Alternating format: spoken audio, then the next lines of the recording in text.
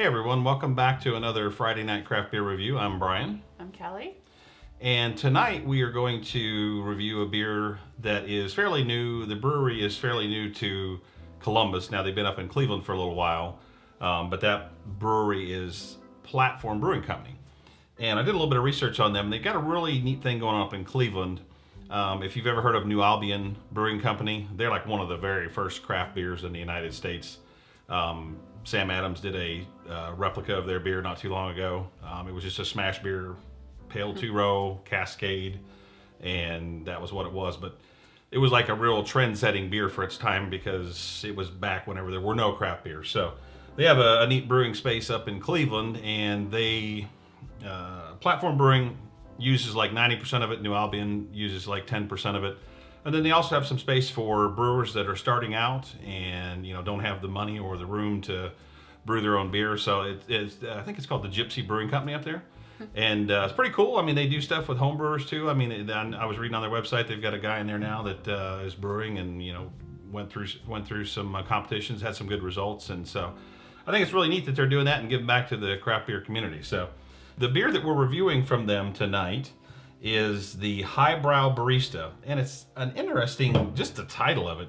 It's a Coffee Rye Pale Ale. So, Coffee Rye Pale Ale. And it also lists dry bean coffee, not just like coffee bean, dry bean. Yeah, so they're like dry hopping with coffee beans, from what I could tell. A lot of places. Not just pour coffee in. Yeah, right. Yeah, exactly. A lot of places. That's fine. It's just different. Right. A lot of places just pour coffee in, and it tastes good.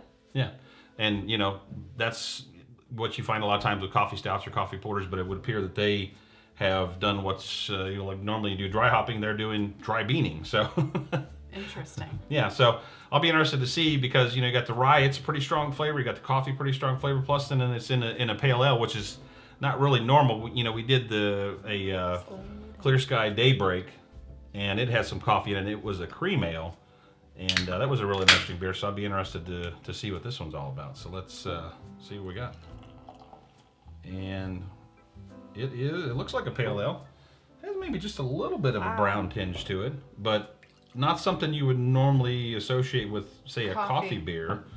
But man, I'm already picking up the coffee from it already. Yeah, me too. Yeah, you smelling it? So let's get the rest of the nose on it. I smell coffee and pills. Yeah, I'm picking up some of that pilsner malt as well. Let's give it a taste. Oh.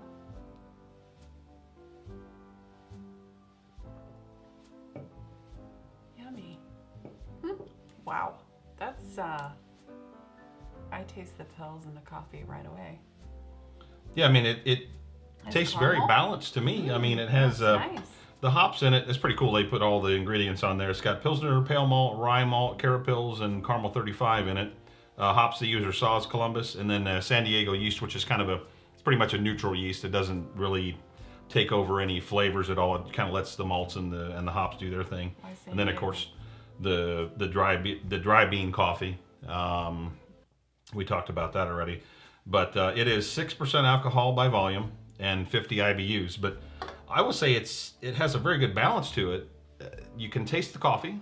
I can taste the rye. It's a little spicy.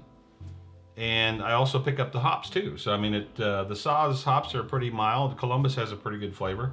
But yeah, it's very interesting. I'm picking up the coffee notes. I'm definitely picking up the Pilsner malt, which is interesting. It's coffee atmosphere. Yeah, exactly. It's a coffee, exuding coffee. Mm-hmm. So yeah, I think it's a good beer. It looks pretty clear, but coffee without the hyperness. Yeah, I don't know. Somebody tell me if does the coffee beans impart any caffeine to the beer whenever they're dry like that? I don't know. I know people cold brew coffee, so. Well, you can eat the coffee beans in a candy.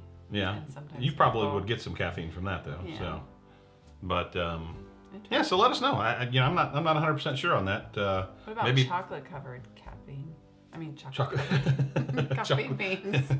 Those are good. I've had those before, espresso beans. I mean, putting that in a beer, that would be neat. So yeah, man. Well, Platform. If you watch this, let us know. Does it impart any caffeine to it or not? But I think it's a good beer, well balanced.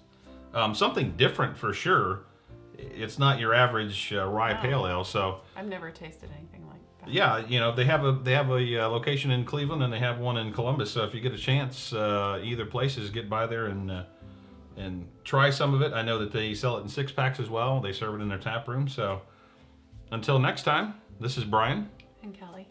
for Short Circuit Brewers. Cheers. Have a beer. The weekend is here. You don't need to eat anything with this.